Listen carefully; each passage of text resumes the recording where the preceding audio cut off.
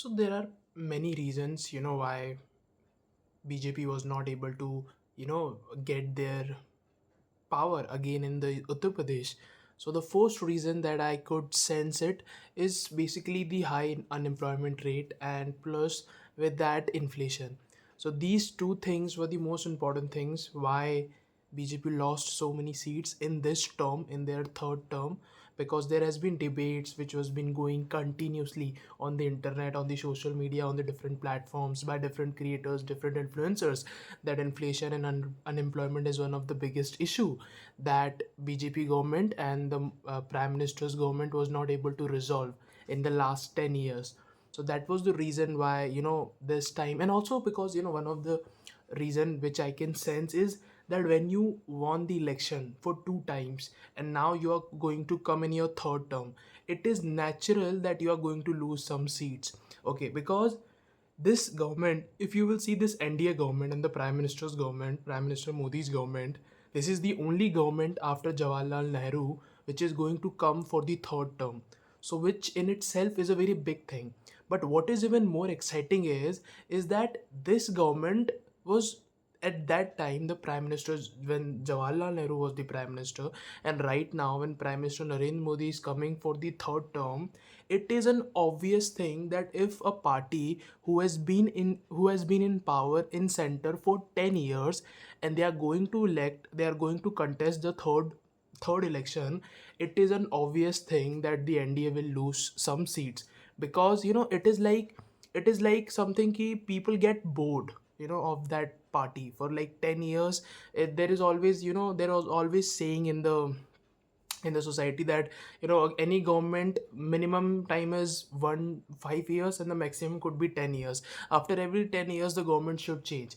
Okay, so that is the reason that maybe you can say that people got bored from the BJP for the last 10 years, and also there were so many things which was happening in between, in between these 10 years, which was maybe as it was taking over the national media. That was one of the reason why people started, recognizing that, somewhere BJP is trying, or Prime Minister is trying to dominate the mainstream media.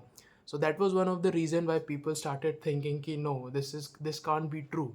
So that's where, all of the things have backfired towards them, and that is one of the reason why, they are losing so many. They lost around, I mean, this time if you will see as a single party, BJP has lost, at least they have lost more than 30 to 35 seats, because they deserve at least 30 to 35 seats. The kind of damage has been given to them, it costed them around 35 to 40 seat at least. They could have got the majority, they could have formed the government by their own, but all of these things, and also because uh, the release of electoral bond, scheme just before the election, that also backfired for the government. And then there was few ministers who were getting to the jail, who were taking back to the jail. That also, that's it's like all these scenarios which happen in the last 3 4 months, that together collectively combined, and it costed them in this election. So that was the reason why, BJP was not able to. It was not a very impressive performance for them, because you have to sense that in 2019, BJP alone got around 303 seats. So it's like they at that time they don't even need any kind of alliance. Right now they need TDP, they need Nitish Kumar for making even a coalition government. They need the support. But in 2019, when BJP came, they single-handedly they clean swept first of all the northern part of India, which is like the central northern part of India, which includes UP, Rajasthan, Gujarat, Madhya Pradesh, Maharashtra. So they swept away the central part of India, the central northern part of India. But if you will see the graph of now in 2024, you will see that the kind of damage given to BJP in UP, it's huge. And then you're coming to Rajasthan. In Rajasthan, they have won around 18 seats, but in 2019 they won 24 seats. If you will see Haryana, in Haryana right now they have got around 10 seats, but in 2019 they got around 15 seats. So if you will see the northern part of India, the northern center part of India, that is where the BJP has lost many seats, and that is the reason why they seeing a decrement in their number. And also you can sense that in 2019 when BJP came into power, they got 303 seats single-handedly, which means that they are forming a stable government. And that is also one of the reasons why after 2019 Lok Sabha election you have seen so many big decisions, whether it was Ram Mandir, whether it was abrogation of 370, whether it was farms law, but it was it was taken back by the government because of the protest by the farmers. But you can see that after making a stable government, they knew that they had the pure majority. They don't need any kind of alliance, they don't need anyone to form a stable government, because you need 272 seats in the Lok Sabha to make a government. They single-handedly got 303 seats in 2019 Lok Sabha election, and with NDA alliance they got around 353. So you can see, because they had so many seats in the Lok Sabha, you could see the confidence in BJP itself, in the prime minister in itself, that they don't need any kind of alliance to, because it's like it's a constraint, you know alliance is a constraint. When you have so many alliance in, when you have so many parties in your alliance, what actually happens is that it puts a lot of constraint on yourself, because every time you have to take a decision, you have to discuss with every single person, every single party, and that creates lots of doubts, that creates lots of, you can say, ideas, that revolting ideas, that get that in itself, like, you can fight, the parties can fight within themselves. So that is the reason which was that prime minister was free from any kind of constraint in his second term.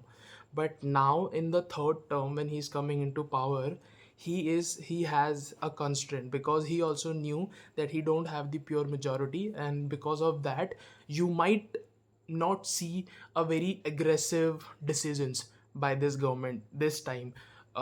This is just my, you know I'm just giving you a, like, it is just an idea. It is just, you can expect this government in this term, that you might not expect very strong decisions, which they did in the second term.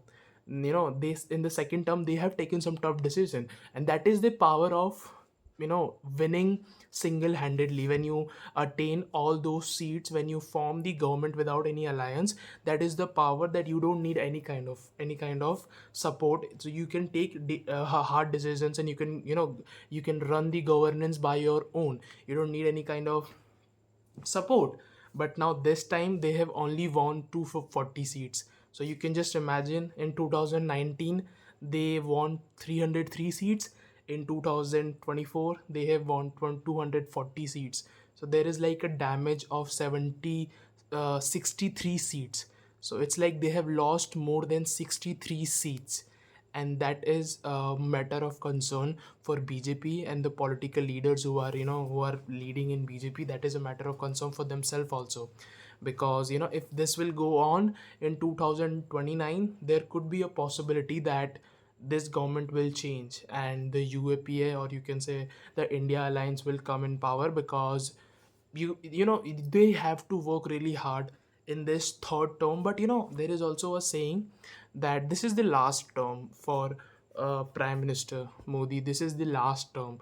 He might not serve as the prime minister after this, because now you have seen that BJP got exposed very, very aggressively. They lost more than 63 seats. So it might happen that in 2029 they might not come in power again. Might, I'm using the word might.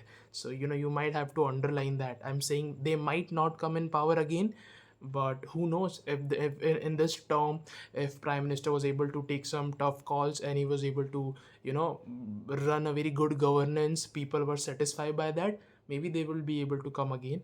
But I'm just saying that they might not come again in 2029, because you have to see that serving for country for 3 terms, it's in itself is a very big thing.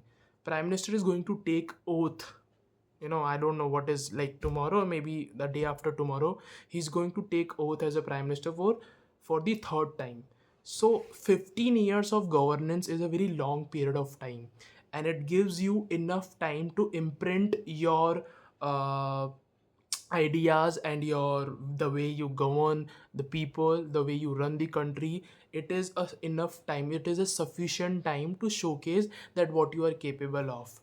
And if the people will like their work, maybe they will get a very good percentage of share in the 2029. And also, there are lots of people who are talking about that what was the one thing that backfired for BJP. So the one thing was, obviously there are a lot of things. Inflation was one of the thing, unemployment was one of the thing, because in 2020, I don't know how many of you know this thing, but in 2020, when the first COVID wave hits the country, there were 120 million people lost their life. So, if you don't know, there is a statistic which is provided on the internet. You can go, you might see 120 million people lost their life in the COVID wave, in the first wave. And after that, that figure has been improved, obviously has been improved regressively, but has not been improved very exponentially. And that is the one thing which, because if you will also see the condition of, like, I'm an engineering student right now. I'm also doing my computer science, so I know what is the scenario in the IT market, in the IT sectors. Even my right now, I've got one of my brother, one of my bhaiyas, he was also in the same college. He set for 5 companies, and at the last he got an offer of 8 lakh rupees, and he took it, and that's it. So he also told me that there is a recession right now in the market, and the IT sector is going through recession, obviously, and that's why you will see there is a lot of competition for the developers and the software engineers as well. So it's like the recession is going through, and government was not able to tackle it. The government was not able to you know revolt it back to its prior, like before, prior to COVID-19, whatever our condition was. So that is the one thing that backfired for the BJP, is that they weren't able to tackle out the inflation and the unemployment rate.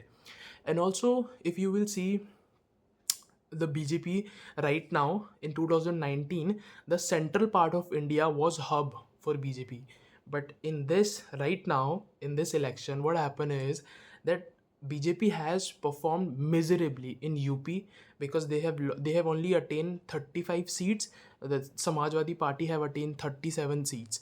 So they have got a huge damage in UP.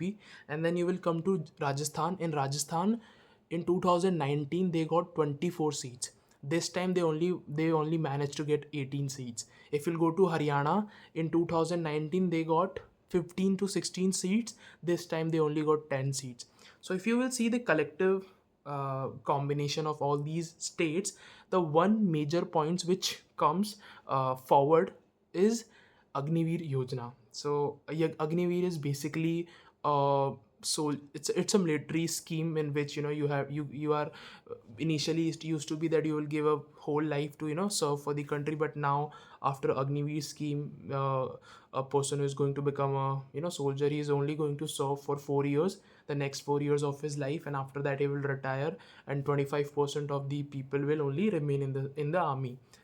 So that is the one thing which hit it, which gave a lot of damage, because the youth was really because if you will see, the majority youth of these states, Rajasthan, Haryana, UP, in Bihar, obviously BJP have swept away single-handedly. But if you will see UP, Rajasthan, and Haryana, the youth of these states were somewhere really disappointed.